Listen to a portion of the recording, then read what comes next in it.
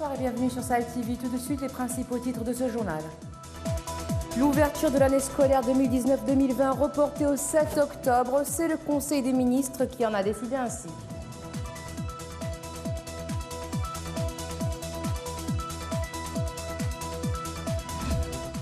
Clôture de la session extraordinaire de l'Assemblée nationale. Les députés auront plus de 2 semaines de vacances avant l'ouverture de la prochaine session ordinaire en octobre.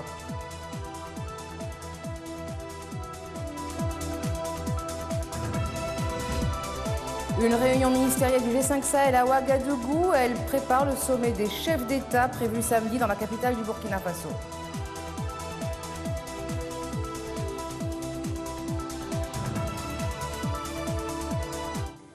Merci d'être avec nous. Le Conseil des ministres a décidé de reporter la rentrée scolaire 2019-2020 au lundi 7 octobre prochain, soit d'une semaine par rapport à la date initialement fixée. Les ministres en charge de l'enseignement primaire et secondaire ont indiqué au cours du point de presse du gouvernement que ce report permettra de prendre les dispositions nécessaires pour que les cours démarrent effectivement à l'ouverture des classes. Les ministres ont ajouté que la réforme du système éducatif contenue dans le programme électoral du président Mohamed Cheikh Ghazouani vont commencer à être appliquées dès la rentrée scolaire.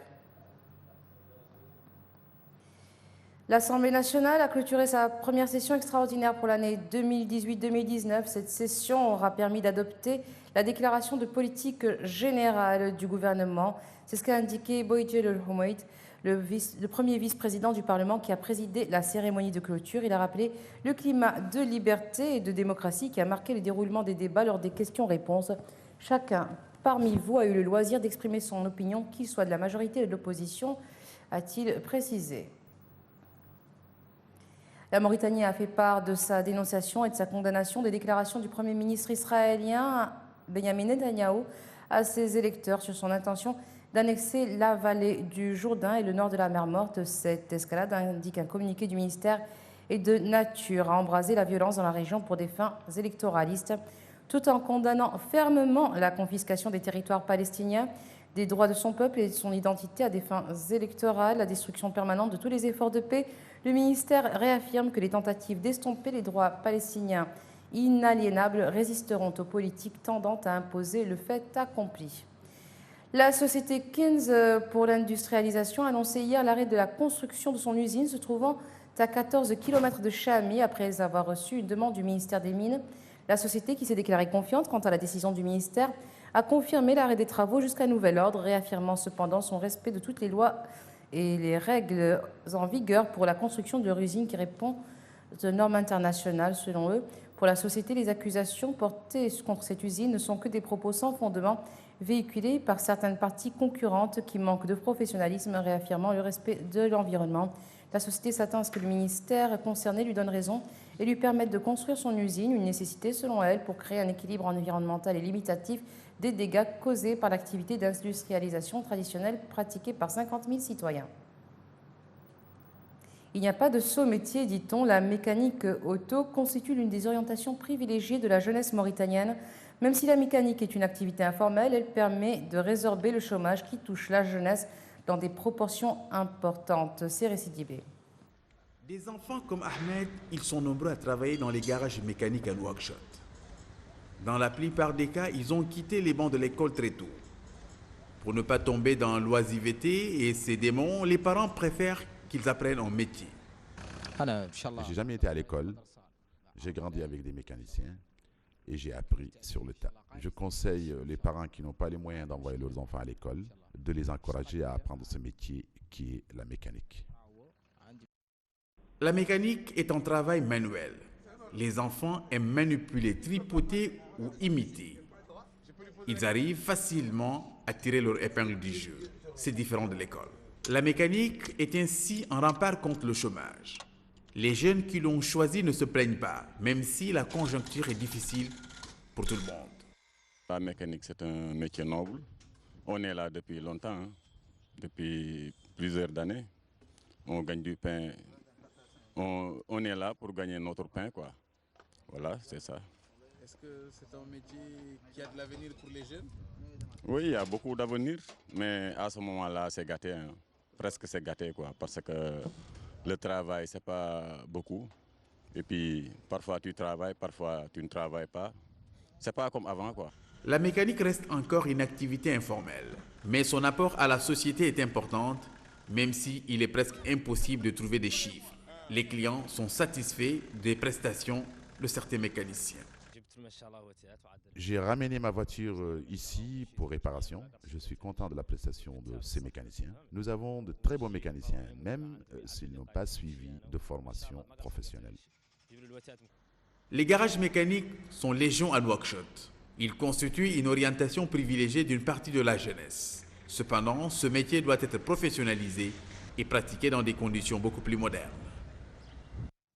Les ministres en charge de la sécurité du G5 Sahel réunis hier à Ouagadougou ont insisté sur la nécessité de la collaboration dans la lutte contre le terrorisme.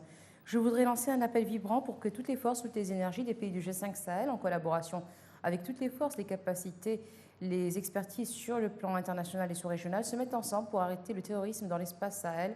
C'est ce qu'a déclaré à l'ouverture de la rencontre Ousseini Compaoré, ministre burkinabé de la Sécurité. Le ministre nigérien en charge de la sécurité, Mohamed Bazoum, a pour sa part souligné que la région des trois frontières, Niger-Burkina-Mali, la ville malienne de Kidal, la forêt de Ouagadougou et le lit du lac Tchad sont des problèmes. Ces zones constituent des sanctuaires inacceptables pour nos États.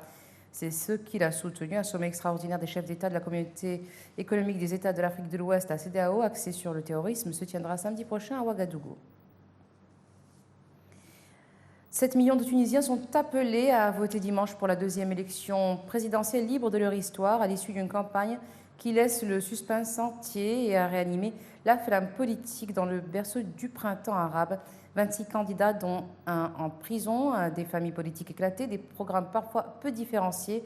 Rarement l'incertitude aura été si forte dans ce pays qui a connu plusieurs scrutins depuis la révolution de 2011, dont une présidentielle en 2014, et a poursuivi sur la voie démocratique malgré les embûches.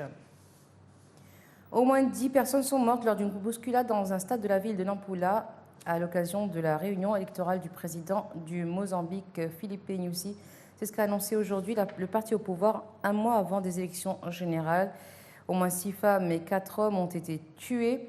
Des élections doivent avoir lieu le 15 octobre dans cette ancienne colonie portugaise du sud-est de l'Afrique. Filipe Nyusi est le favori pour sa réélection à la présidence face notamment au candidat du principal parti d'opposition, Ossufo Momad. Le gouvernement de l'ex-rébellion, devenu principal parti d'opposition au Mozambique, Le gouvernement et l'ex-rébellion ont signé le 6 août un accord censé mettre un point final à un conflit de plus de 40 ans. La fonction de messagerie automatique de la page Facebook du Premier ministre israélien Benjamin Netanyahou a été désactivée aujourd'hui pour avoir violé la politique du réseau social après la publication d'un message à caractère haineux. Les médias israéliens ont rapporté que le message, qui a été depuis supprimé, disait que les Arabes israéliens veulent anéantir tous les Juifs israéliens, hommes, femmes et enfants. En cas de violation supplémentaire, nous continuerons de prendre les mesures appropriées, a prévenu Facebook. La première réunion du groupe de travail sur les réformes CAF s'est tenue le 10 septembre au siège de la Confédération africaine de football au Caire, en Égypte. La rencontre a été présidée conjointement par le président de la CAF.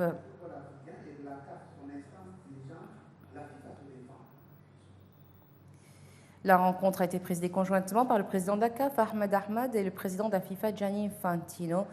Elle a porté sur la sécurité, la sûreté du football, la gouvernance du football africain et la génération de revenus pour les compétitions et les événements du continent. Les directions de la CAF et de la FIFA ont également rencontré les présidents des clubs africains les mieux classés pour échanger sur l'amélioration des compétitions interclubs continentales. Et voilà, ce sera tout pour aujourd'hui. Tout de suite, un rappel des titres. L'ouverture de l'année scolaire 2019-2020 reportée au 7 octobre, c'est le Conseil des ministres qui en a décidé ainsi.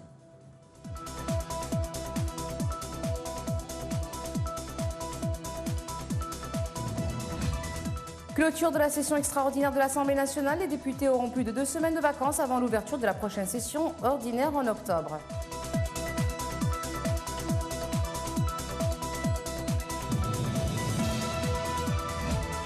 Une réunion ministérielle du G5 Sahel à Ouagadougou. Elle prépare le sommet des chefs d'État prévu samedi dans la capitale du Burkina Faso.